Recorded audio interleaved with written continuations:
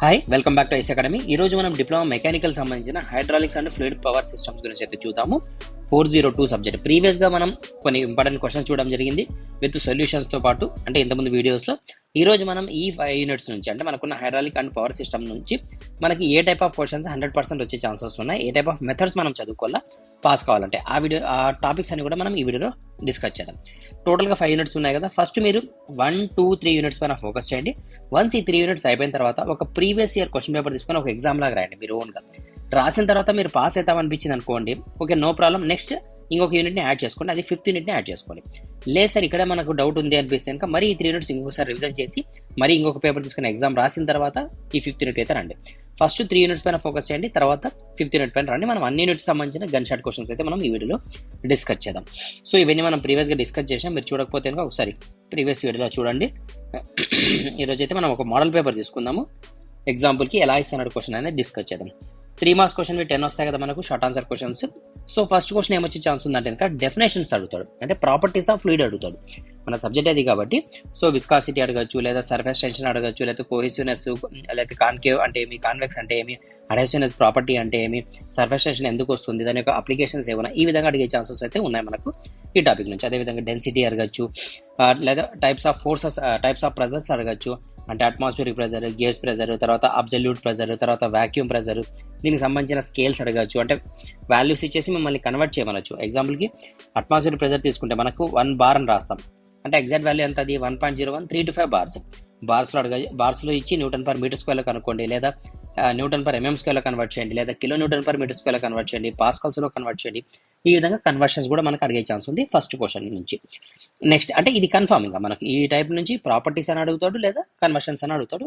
100% question. Calculate the specific gravity of the liquid who specific weight. Specific gravity కనుక్కోమంటాడు, అంటే specific gravity definition మీకు తెలిస్తే direct formula substitute చేయడం, అంతకంటే వేరేదేం లేదు. నెక్స్ట్ ఏముంది మనకు, నెక్స్ట్ యూనిట్లో మనం తీసుకుంటే బెర్నాలియస్ థీరం అడగచ్చు, లేదా ఇక్కడ మనకు కంటిన్యూటీ ఈక్వేషన్, బెర్నాలియస్ థీరము, కంటిన్యూటీ ఈక్వేషన్. మిస్ అయిందంటే S F E steady flow energy equation. అంటే మనకి ఇక్కడ చూడండి, స్టడీ ఫ్లో ఎనర్జీ ఈక్వేషన్, లేదా బెర్నాలియస్ ఈక్వేషన్, లేదా కంటిన్యూటీ ఈక్వేషన్, ఈ 3లో నుంచే క్వశ్చన్స్ వస్తాయి, ఇంక వేరే ఏమి రావు. థియరీ పార్ట్ ఇక్కడ వస్తుంది, మనకి ఎస్ఏ టైప్లో ప్రాబ్లం ఇస్తాడు, అంటే ఇదే టాపిక్స్ పైన మనకు ప్రాబ్లం అడుగుతాడు ఎస్ఏ టైప్ క్వశ్చన్లో, డెఫినేషన్ అడుగుతాడు షార్ట్ ఆన్సర్ క్వశ్చన్లో, అంతకంటే వేరేది ఏమి ఉండదు. క్లియర్. నెక్స్ట్ మన ఫ్లో త్రూ పైప్స్ తీసుకుంటే కనుక డ్రేసీ, విస్బ్యాచ్ అండ్ చేజిస్ ఫార్ములా. జస్ట్ మనకి ఎన్ని ఫార్ములాస్ ఉన్నాయంటే ఇక్కడ జస్ట్ 2 ఫార్ములాస్ ఉన్నాయి. గుర్తుందా మీకు ఈ 2 ఫార్ములాస్? మనకి 2 ఫార్ములాస్ వస్తాయి అంతే. డ్రేసీ విస్బ్యాచ్ ఒకటి, చేజిస్ ఫార్ములా అని. అంటే ఈ రెండింటిపైన క్వశ్చన్ వస్తుంది. చేజిస్ ఫార్ములా, డ్రేసీ విస్బ్యాచ్ ఫార్ములా రెండు నేర్చుకుంటే కనుక మీకు ఖచ్చితంగా అంటే కనుక ఒక క్వశ్చన్ థియరీలో కూడా అడుగుతాడు, ఖచ్చితంగా మన క్వశ్చన్ ఎస్ఏ టైప్లో కూడా అడుగుతాడు, అంటే ప్రాబ్లం న్యూమరికల్లో కూడా మనకు అడుగుతాడు. కాబట్టి అవి రెండు కూడా మీకు చాలా అంటే చాలా ఇంపార్టెంట్. సో ఈ రెండింటిపైన ఫోకస్ చేయండి, ఇది ఖచ్చితంగా వచ్చే క్వశ్చన్, ఇంకా దాంట్లో డౌట్ లేదు.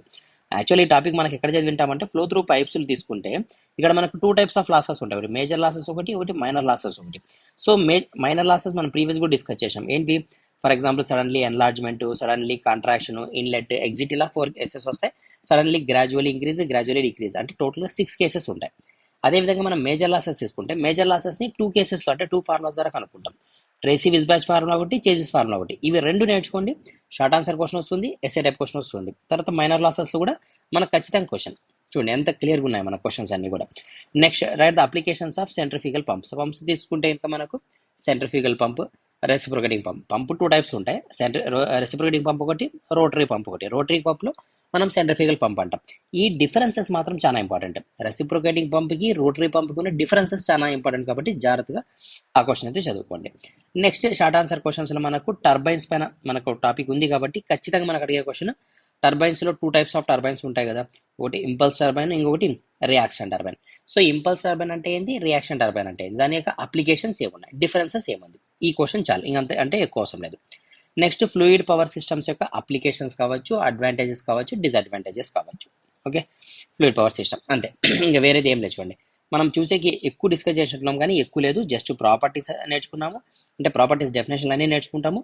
తర్వాత సెకండ్ టాపిక్ తీసుకుంటే బెర్నాలియసా, కంటిన్యూటీనా, ఎస్ఎఫ్ఈనా. మేజర్ లాసెస్లో Darcy Weisbach, Chezy's formula. Minor లాసెస్లో మనకు టైప్స్ ఆఫ్ మైనర్ లాసెస్. తర్వాత పంప్స్ తీసుకుంటే రెసిప్రొకేటింగ్, రోటరీ పంప్.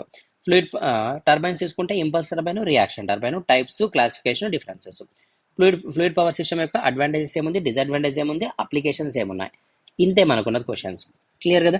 సో ఇవి కొన్ని నేర్చుకున్నా మీరు 100% పాస్ కావడం కాదు కదా, మోర్ దాన్ మనము 50+ కూడా స్కోర్ చేయొచ్చు, అంత ఈజీగా ఉంటుంది టాపిక్. ఇంకా మనం ఎస్ఏ టైప్ క్వశ్చన్ అంటారా, ఎస్ఏ టైప్ క్వశ్చన్లో మనకు ప్రెజర్ మెజర్ చేసే ఇన్స్ట్రుమెంట్స్లో మనకి ప్రెజర్ గేజ్, బోర్డన్ ప్రెజర్ గేజ్ అంటాం కదా, బోర్డన్ ప్రెజర్ గేజ్ ఒకటైతే నెక్స్ట్ వన్ మనకు మానోమీటర్స్ ఒకటి మేజర్ టాపిక్ మనకు. సో అడిగితే బోర్డన్ ప్రెజర్ గేజ్ అడుగుతాడు లేదా మానోమీటర్స్ అడుగుతాడు. మానోమీటర్స్లో ఏమడుగుతాడు, యూట్యూబ్ మానోమీటర్ అడుగుతాడు, లేదంటే ఇంకా డిఫరెన్షియల్ యూట్యూబ్ మానోమీటర్ అడుగుతాడు, లేదా ఇన్వర్టెడ్ యూట్యూబ్ మానోమీటర్ అడుగుతాడు. అంటే జస్ట్ ఎన్ని మోడల్స్ ఉన్నాయి మనకు, 3 క్వశ్చన్స్ ఉన్నాయి, 3 మోడల్స్ అనుకోండి, 3 క్వశ్చన్స్ అనుకోండి. సో అక్కడ నుంచి మనకు ఖచ్చితంగా క్వశ్చన్ వస్తుంది. ఈ రెండిట్లో క్వశ్చన్ 100% డౌట్ లేదు. క్లియర్ కదా, అర్థమైంది అంతవరకు? నెక్స్ట్ ఇక్కడ చూడండి question, pipe line the discharge of the water through the pressure at the end, fine the pressure at the other end. So ఇక్కడ దేనిపైన అడిగినారు క్వశ్చన్, అడిగితే బెర్నాలియస్ అడగల, కంటిన్యూటీ అడగల, లేదా ఎస్ఎఫ్ఈఈ అడగల. సో ఇది దేనిపైన అడిగినాడు మనకు, బెర్నాలియస్ పైన, లేదా దాన్ని స్టడీ ఫ్లో ఎనర్జీ ఈక్వేషన్ అని కూడా అనొచ్చు. కాబట్టి అంటే బెర్నాలియస్ని డెరైవ్ చేసిన తర్వాతనే మనకు ఎస్ఎఫ్ఈ వచ్చి ఉంటుంది. ఎస్ఎఫ్ఈ అంటే గుర్తుంది కదా, P1V1 + V1² 2Z + Z1 = P2V2 + V2² 2Z + Z2. ఇది స్టడీ ఫ్లో ఎనర్జీ ఈక్వేషన్. ఈ ఈక్వేషన్ పైన మనకు అంటే ఈ 3 పైన మనకు ఖచ్చితంగా ఒక క్వశ్చన్, మానోమీటర్ పైన ఎలాగైతే క్వశ్చన్ వస్తుందో ఈ 3 పైన కూడా ఖచ్చితంగా అయితే ఒక క్వశ్చన్ వస్తుంది. తర్వాత కోషంట్ ఆఫ్ డిశ్చార్జ్ మనం ఫైండ్ అవుట్ చేయాలి. సో క్యూ పైన, సో Q1 = Q2, ఏం ఈక్వేషన్ ఇది గుర్తుందా, Q1 = Q2.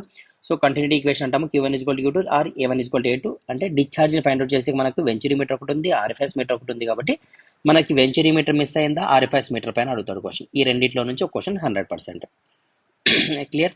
తర్వాత maximum power transmission through pipes supply, find the maximum power transmission through, maximum power transmission.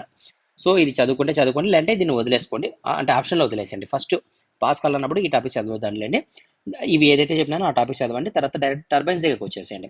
టర్బైన్స్లో మనకు అడిగితే థియరీ అడుగుతారు, లేదా ప్రాబ్లం అడిగినా కూడా ఈజీనే, మీకు అర్థమైతే ఇంకా. లేదంటే ఒకసారి మన వీడియోస్ చూడండి, ప్రీవియస్ వీడియోస్. సో టర్బైన్స్లో మనం ఇంతకుముందు అన్నట్లు impulse turbine, reaction turbine. Impulse టర్బైన్లో టైప్స్ ఏమున్నాయంటే పెల్టాన్ వీల్. తర్వాత రియాక్షన్ టర్బైన్లో టైప్స్ ఏమున్నాయి, ఆ యొక్క వర్కింగ్ ప్రిన్సిపల్, దాని యొక్క డయాగ్రామ్స్ ఇంపార్టెంట్. ఈ డయాగ్రామ్స్ మీకు రావాలంటే ఇంకా ఇంపాక్ట్ ఆఫ్ జెట్స్ మీరు ఖచ్చితంగా చదవాలి. అంటే తెలుసు కదా, reaction on the vertical plane, reaction on the incline plane, reaction on the curved plane, తర్వాత ఫిక్స్డ్ ప్లేన్ ఒక కండిషన్, తర్వాత మూవింగ్ ప్లేన్ ఒకటి. ఈ ఏవైతే ఉన్నాయో 6 మోడల్స్, ఈ 6 నేర్చుకుంటే మీరు ఎటువంటి క్వశ్చన్ ఇచ్చినా కూడా మనం ఈజీగా సాల్వ్ చేయొచ్చు. అంటే నేను ఈ టాపిక్ నుంచి చెప్తాను. Okay, clear. సరే, నెక్స్ట్ క్వశ్చన్ ఏమి ఇచ్చినట్టు, explain the working principle of, చూడండి థియరీ పార్ట్ అడిగినాడు కదా మనకు, పెల్టాన్ వీల్ లేదా పెల్టాన్ లేదా కెప్లాన్ టర్బైన్ లేదా ఫ్రాన్సిస్ టర్బైన్ అడుగుతాడు. Explain the working of centrifugal pump, miss అయిందా reciprocating pump. Explain the pneumatic system with systematic diagram. So systematic diagram అంటాం, అది యాక్చువల్లీ సిస్టమాటిక్ డయాగ్రామ్ లేండి, నో ప్రాబ్లం. న్యూమాటిక్ సిస్టమ్స్ గురించి మనకు అడుగుతాడు. కాబట్టి న్యూమాటిక్ సిస్టంలో యూజ్ చేసే సింబల్స్ ఏవైతే ఉంటాయో, అంటే మనం కొన్ని సింబల్స్ యూజ్ చేస్తాం కదా, సో ప్రెజర్కి సింబల్ యూజ్ చేస్తాము, తర్వాత return valve, non return valve, ఇలాంటి సింబల్స్ ఏవైతే ఉన్నాయో అవి నీట్గా చదువుకోండి, try to buy heart it. Okay, so ఇవి మనకున్న క్వశ్చన్స్. ఒకసారి జాగ్రత్తగా ఈ వీడియోని 1-2 సార్లు చూసుకొని నేను ఏవైతే డిస్కస్ చేశానో దాన్ని ఒక పాయింట్స్ వైజ్గా రాసుకున్నారనుకోండి. అంటే ఫర్ ఎగ్జాంపుల్ ఫస్ట్ యూనిట్ నుంచి మనకి ఏ టాపిక్స్ వస్తాయి, సెకండ్ యూనిట్ నుంచి ఏమొస్తాయి, ఇలా రాసుకున్నారనుకోండి, మీకు మ్యాక్సిమం అంటే ఒక 10 టాపిక్స్ కూడా కావు, అంతకంటే ఎక్కువ కావు.